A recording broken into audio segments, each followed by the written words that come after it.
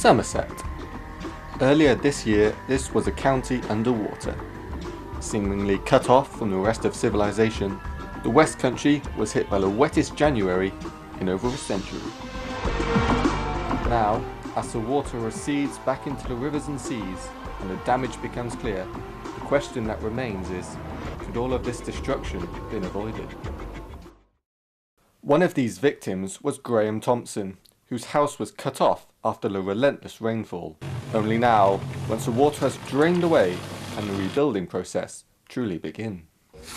Well, it was an extremely frightening time because we'd been working on the house for 5 years and there was a real fear that the whole house and everything we've worked for 5 years was going to be ruined.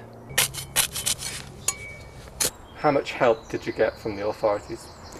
We didn't get much help from the council at all, and I did hear stories of people that were trying to charge £50 or so for a single sandbag, but I'm not sure there was much they could do. It just rained and rained and rained. I'd ended up just doing what I could myself and putting plastic a metre high all around the house and digging trenches, and I did feel that we were sort of on our own a bit.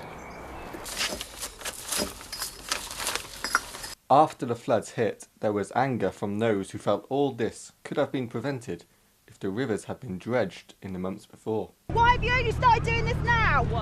Dredging is really very simple. It involves scooping up everything at the bottom of the river, that's dirt, silt, shopping trolleys, and dumping it out to sea.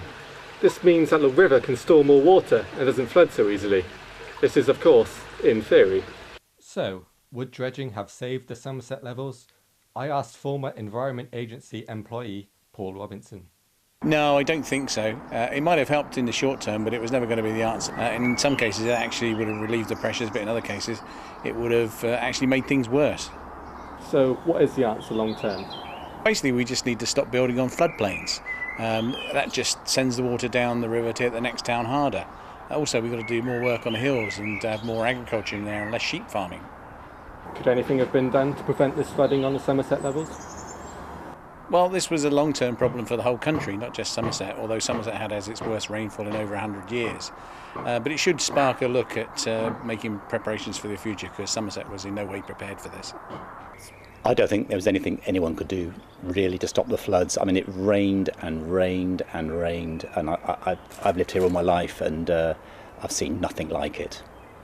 All of Somerset waits to see what measures are put in place to stop the widespread flooding happening again. They now know that keeping the water out might not be as straightforward as they think.